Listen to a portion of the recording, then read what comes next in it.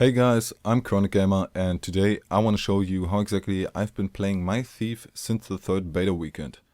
First of all, let me mention that I'm not gonna go into too much detail on traits in this video, but you can just click on the Lunar Archer link in the description to get to their skill tool in which I've rebuilt my whole trait and ability choices. And don't expect some kind of miracle build out of this. I've just been testing some stuff and got really good results with this build.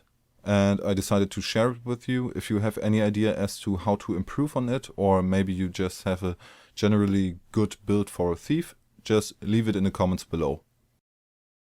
So previous to the third beta weekend, I used to play Burst Thief. This means double dagger, double pistols, and focus on power as an attribute, maybe throw some precision in there too. From what I've seen until now, this seems to be the overwhelmingly popular spec amongst thieves. But for the third beta weekend, I wanted to go in a different direction, especially test out the short bow, because I found that Infiltrator's arrow seemed like a really interesting mechanic.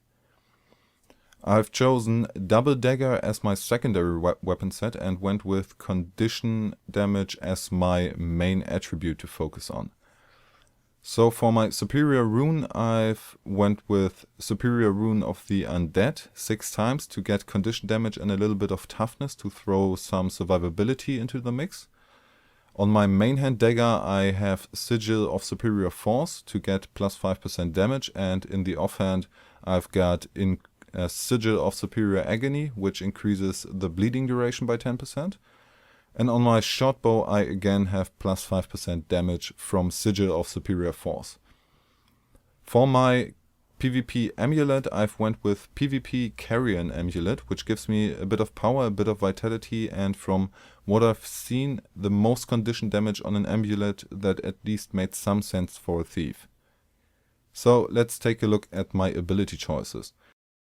My heal is Hide in Shadows, because the Vanish is just unbelievably useful in some situations.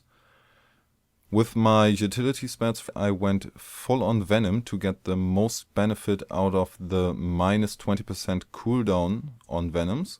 And my elite skill is Dagger Storm because, well, that's just fun. So on my traits, I've gone with 30 in Deadly Arts, 10 in Acrobatics, and 30 in Trickery. Deadly Arts, of course, to get expertise to increase the condition duration by 30%, and the bit of power never hurts. Trickery is, for one, because of the increased condition damage and the increased steel recharge, because I use steel a lot, and have some other abilities that improve my steel and also condition damage. And the 10% of in acrobatics are because I really wanted Expeditious Dodger to gain swiftness on evade. This in combination with Infiltrator's arrow makes me able to really quickly go from one capture point to another. I think pretty much the fastest of every class. The next 5 points in acrobatics I've just put there because I didn't need any of the 5 points of critical strikes or shadow arts. And I went with gain might whenever you dodge because I'm going to be dodging pretty much the whole time. If you want any more detail on the traits, as I said, just click on the link. And now we're going to take a look at how exactly I'm going to play this build. My standard ability sequence, which of course has to be altered if the situation demands it, but in most cases you can just stick with it.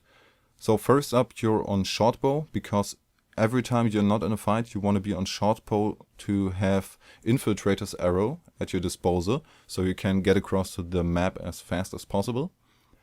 Then if you engage in a fight, be careful not to waste too much of your initiative on Infiltrator's arrow.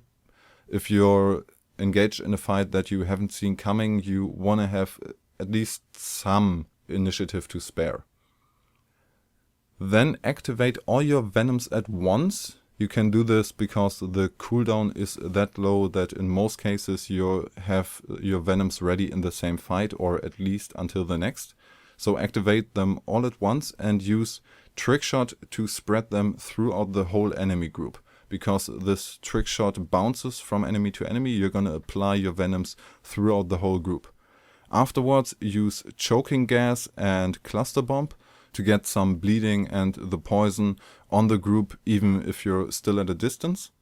And then switch to double dagger. On double dagger, you're first gonna do steal to get to use the shadow step to get in melee range, and afterwards spam Death Blossom. If you have the trait that gives you 3 more initiative, you can get the bleeding up to 9 or maybe even 10.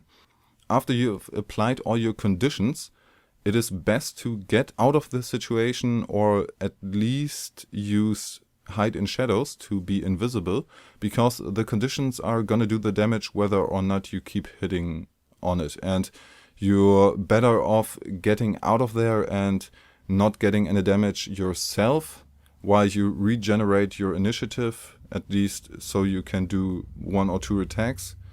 And then you can re-engage once you have the necessary initiative. Meanwhile, the conditions are going to be doing the damage for you, and you can just keep on doing that, apply some conditions, run away, maybe switch over to your short bow again to use Infiltrator's Arrow to get out of there and don't take as much damage. And if you've seen that your enemy has switched to his melee weapon, you can also, after you applied your poisons, switch over to Dagger Storm to do some damage and also cripple him so he can't get to you, if you don't have hide in shadows at your disposal at the moment because it's on cooldown. So let's see how this all plays out if we're in a battleground. And here we are in the Battle of Kyhlo. For some reason the map took a bit longer to load than usual, but I'm only a few seconds late to the match, so it's not that bad. The first capture point I'm heading to is the clock tower. Many teams just go for the mansion or the windmill and leave the clock tower unintended as their secondary objective, but by directly going there and getting there quickly, I'm ensuring my team an early lead. I tried to use trickshot to break through the first window, but ironically the trickshot didn't do the trick. But at the second window it worked. While I'm busy capturing the clock tower capture point, I'm using my time productively and I destroy all the windows left over. This way I have a better overview of the map and was able to see that currently none of the blue team members are defending the mansion. So I can just safely head over there using Infiltrator's Arrow and also dodge to get the haste buff and get there pretty quickly without the danger of any enemies disturbing me. While I'm capturing a point, I'm always putting Infiltrator's Arrow's target area at maximum distance. This way I can, at the exact point I'm capturing the point, already cover some distance to get to the next location. I was heading to the clock tower, but on the way I run into 2 enemies just finishing one of my team members. In this fight I engage exactly as I've shown you previously. I just spread my venoms throughout the enemies using the trick shot, and then use steal, switch over to my dagger weapon set and spam Death Blossom to get the bleedings up. I took a bit of damage, so I used hide in shadows because the conditions will do the damage whether or not I keep hitting them. So they're in downstate, we've just finished them. Next I'm going to the clock tower. While I'm on the way, I'm using the ability I've just stolen, because with my particular trait build, it is more effective for me to use steal itself than to use the ability I've stolen. I was able to use Infiltrator Shot to get up on top this platform, and this way I saved a few seconds because I didn't have to go all the way around it. Infiltrator Shot only works on objects or platforms that I could walk on anyway, but it saves a little time to do it with Infiltrator Shot. So, as I was heading to the next objective, I run into a thief. I don't exactly know if he was just throwing out his initiative previous to this, or he's just bad, but I didn't have any problems killing him.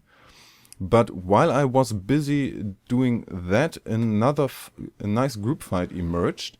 And it's currently a 3-on-3, but 2 enemy players and another team player are coming in from this side.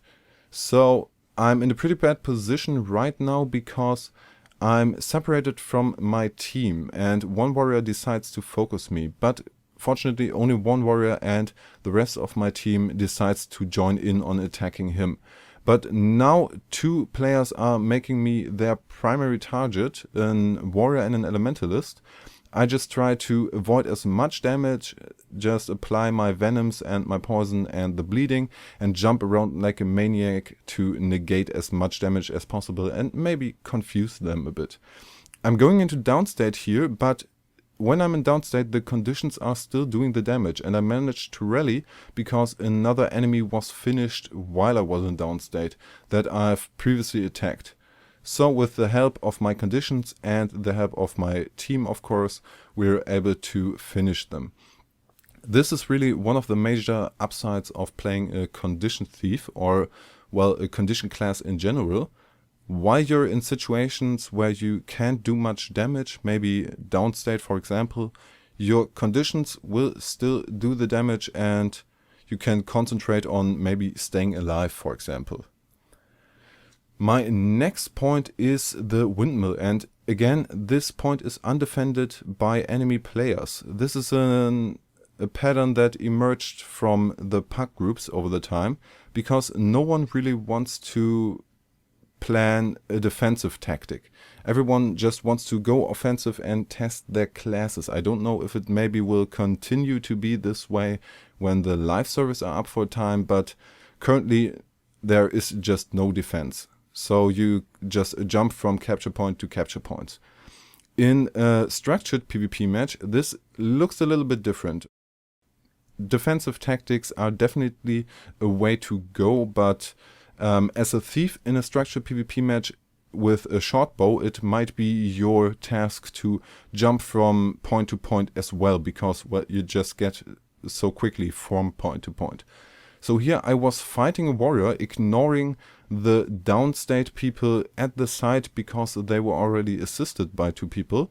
Now I'm in downstate myself and 3 people are trying to finish me, but the warrior back there was finished himself, so I managed to rally. But still 3 people are focusing on me and I'm gonna be in downstate again. Nobody bothers to finish me. Again, finishing, if you're in downstate, don't give up. You always have the possibility that an enemy you previously attacked, maybe an enemy that's all the way across the map, but if he goes down in time that you're still flagged as a contributor on the kill, you will rally. So don't give up. At this point we would have had an advantage, but a few people decided protecting the objective is not as important as chasing one single elementalist, so the warrior has exactly enough time to finish me and finish the other elementalist. But well, the respawn was pretty quick and I'm already heading to my next objective. I've seen that the windmill is currently contested, and since none of my teammates are on the minimap there, it has to be an enemy, and there he is, a warrior. So we're gonna see a nice one-on-one against the warrior. He's playing rifle and mace shield, which shouldn't really be a problem. And I'm just using my standard ability sequence, just applying the poison and then going into melee range, spamming the bleed. And as soon as I saw that he switched to his melee weapons, I used this to my advantage and threw on my elite skill and put some distance between us. So he couldn't hit me because he has cooldown on his weapon switch and only had to do melee attacks and couldn't switch to his rifle. But even though I had him, I took a little bit long to finish him. Don't exactly know why I took that long, but anyway, he managed to throw on his warrior ability, which enables him to just stand up out of downstate, and only for a few seconds, but that was enough time to finish me. Another thief managed to kill him though, and he is currently trying to revive me. Only one single person trying to revive another might take a pretty long time, and it would be more time efficient to just respawn. But for one, you can be in a better position just on the map if you maybe want to defend something and you don't have to walk all the way from the respawn. And of course, it's always heartbreaking to, well, metaphorically scream fuck off in the face of the one person that is trying to help his teammates. But that's beside the point. So anyway, I'm heading over to the clock tower, which is only defended by a single elementalist. He realizes that he's outnumbered and makes the smart decision of getting the hell out of there. I decide that it takes priority to capture a point instead of just chasing an elementalist. And we have a pretty strong lead in points and have currently 3 of 3 objectives. So the victory is pretty much assured, and I try to search for a last victim but don't manage to find one.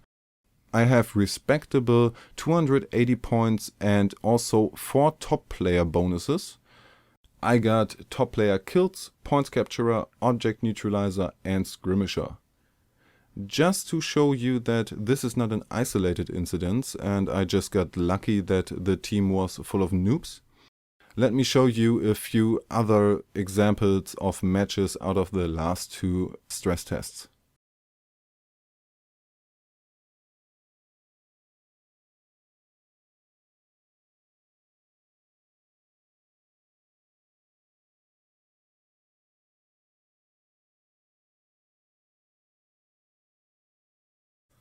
That's all for this video. If you enjoyed it, please don't forget to like and subscribe. More GW2 content is coming. My name is Chronic Gamer. I'll see you next time.